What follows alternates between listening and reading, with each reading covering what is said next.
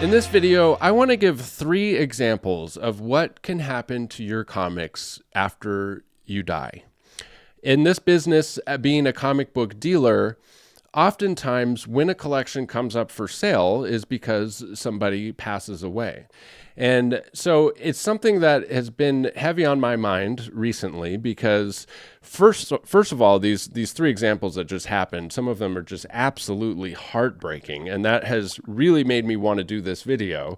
But also because in these last handful of years, I've lost more family members than I have in all the rest of my years combined.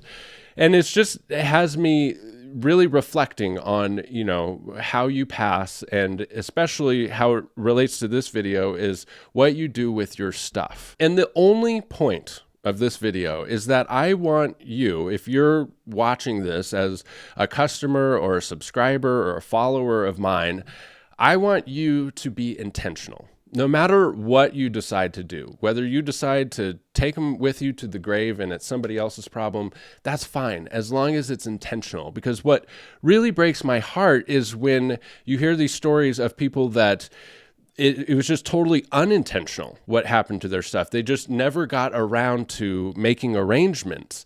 And that's what breaks my heart. And we'll start with the first story, which is just absolutely bananas. I get a phone call from a young man who was probably about my age. And he said, "Hey, I found you online because I see you have a Batman Beyond #1 9.8 newsstand for sale." He said, "Well, I am in possession of 3 of those.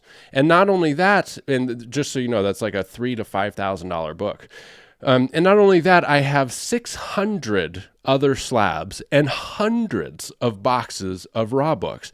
And I really don't know anything about them." And so I say, "Well, how did you come into possession of them?" And he said, "Well, I am a clean out guy. I do clean outs. And sometimes what that means is somebody will pass away and the family or the caretakers of the property just want the stuff gone. So I got a phone call and they asked, 'How much will you charge us to remove these 600 valuable comic books and hundreds of boxes of valuable comic books? How much will you, the clean out guy, charge us to take it all away?'" And I go, "What?" So he said, I told them that I would do it for free. I wouldn't charge them anything. So I just thought, that is absolutely bananas. And so I was talking to a dealer friend of mine, and he said, "Oh yeah, this happens all the time." He goes, "This is people stepping over dollars to pick up cents." He says, oftentimes, valuable comic book collections, the family is more interested in the value of the house than anything inside. And so they just pay somebody to take everything out so that they can get that house listed on the market as quickly as possible, because that's the big payday. They're stepping over dollars to pick up cents, because oftentimes the comic book collections are worth more than the house, depending on the situation. So what happened with this one is I didn't get the deal. I found this guy. Whenever I get contacted by somebody that found me in any other way than the YouTube channel, I don't think I've ever successfully closed a deal like that, because they don't actually know me. This guy didn't know me. He just saw my listing online and called me. And so, it's very unlikely that he's going to ship me 600 plus slabs and all these boxes, because I'm not going to pay for them up front. And long story short, I don't get too excited about deals like that and I never heard from him again. I think he probably dumped them somewhere for pennies on the dollar just for that quick payday, because I never heard back from him. So that's gut-wrenching, heartbreaking story number 1. I really don't think that should be the case ever. I think if you're a collector, and this guy had no next of kin. From what I understand, he had no next of kin, and it was just like the care home or whatever that just wanted to sell the house.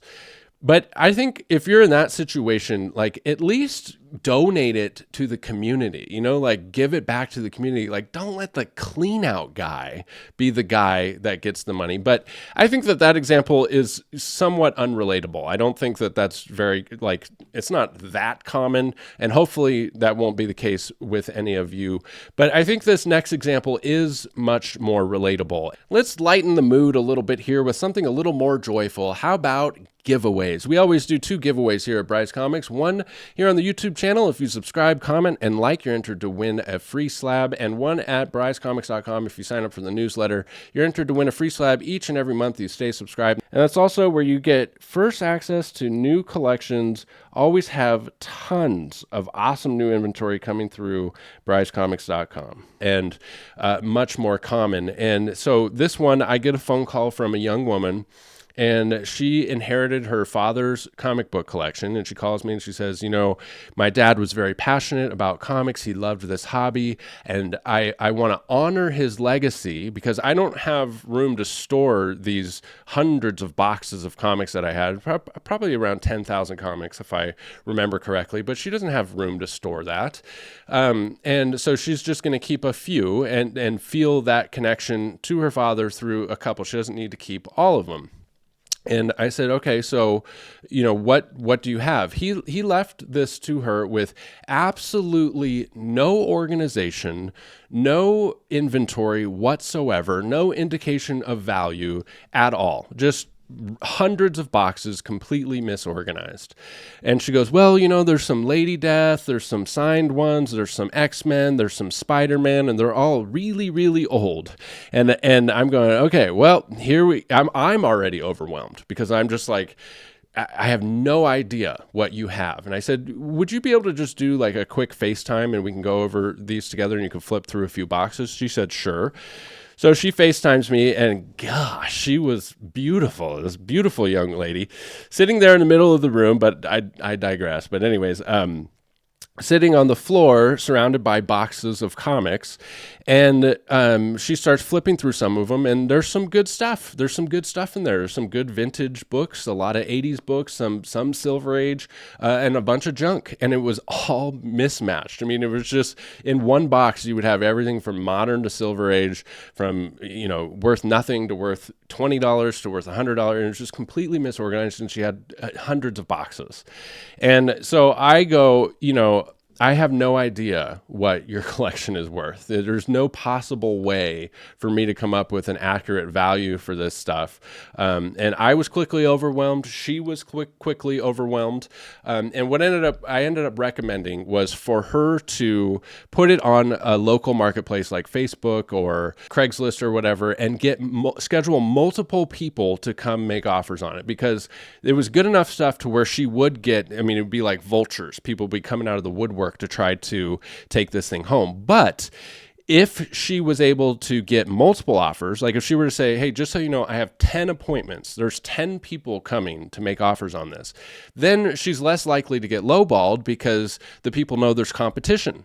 And so I never heard from her again. It wasn't the type of thing that it warranted me like to do any traveling. And it wasn't, there was some value there, but it just wasn't the type of thing that I would take on. And the takeaway from this is two things from this. Number one, the last thing that you want your loved ones to have to deal with when you pass is feeling like they're dishonoring your legacy. Do something to get it set up in a way to where they know who to go to and about what to expect, so that they can take that part out of the equation. You don't want them to feel like they're dishonoring you. And so one way that you could do that is to have an inventory. Have an inventory of your books. Have some kind of organization and an inventory. And then somebody that you can point them to go sell it to. She was just completely a fish out of water with everything. Now, one of the precautions about this is if you choose to do an inventory system like Cover Price. Cover Price does value raw books. And if you were to punch in all 10,000, say she had 10,000 books, and say like 6,000 of them were just Cover Price, like a $3 book. If you were to do that and plug all those in, Cover Price might spit out a fair market value of like $100,000. But the thing is that's if you got full value for 10,000 books.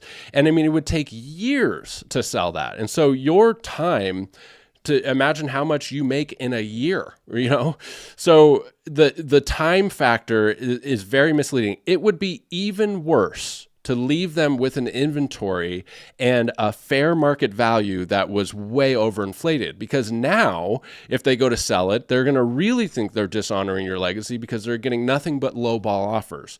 So it's something that a lot of collectors don't even care to think about, and they might think, well, hey, if cover price says it's worth $100,000 and it's 10,000 books, maybe $60,000 is a fair price for it, but it's not. If it's $6,003 books and that's a big chunk of that $100,000, that's not a fair price. A dealer has overhead and time, and the only possible way to move that many things with any kind of efficiency is to like bulk them out, right?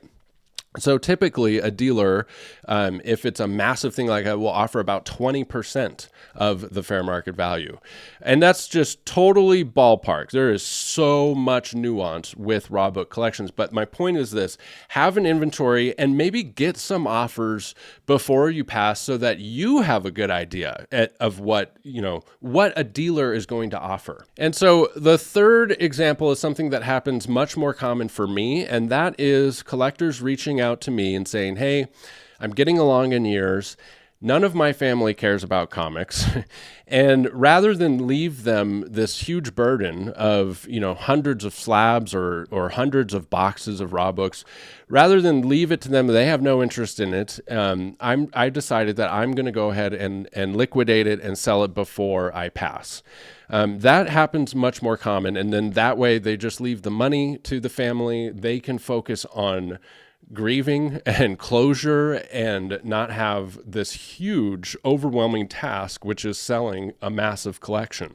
And that, of the three examples, that makes the most sense to me. I mean, I know personally, I would want my affairs to be like very, very little for my family to do. That's the last thing I want, is for them to have to deal with my stuff or my problems. But it's a very, very personal decision of what you do. I can see the argument of taking them with you to your grave. If you really enjoy it, like, you should be able to enjoy it until your last day. I see the argument for that. So it's a very personal thing. And I'm not advocating one over the other. I'm just advocating that whatever you choose, you be intentional about it. And truth be told, for most collections, if you were to look at like all of the collections out there, right? For graded comic book collections, I typically offer 60% for books valued under 1,000 and 80% for books valued over 1,000. For graded collections, it's much more simple. And that's to anybody. I never offer less than that. If somebody reaches out to me and says, I know nothing about this, I don't take advantage of them and go less than my normal. It's just, that's what I offer. That's my business model, is I offer a fair price to my friends, family, and strangers. It doesn't matter. Like, those numbers make sense. But truth be told, for most raw book collections, if you were to look at all of them, most collections are bulky and not super valuable. Like, if you were to look at them across the board.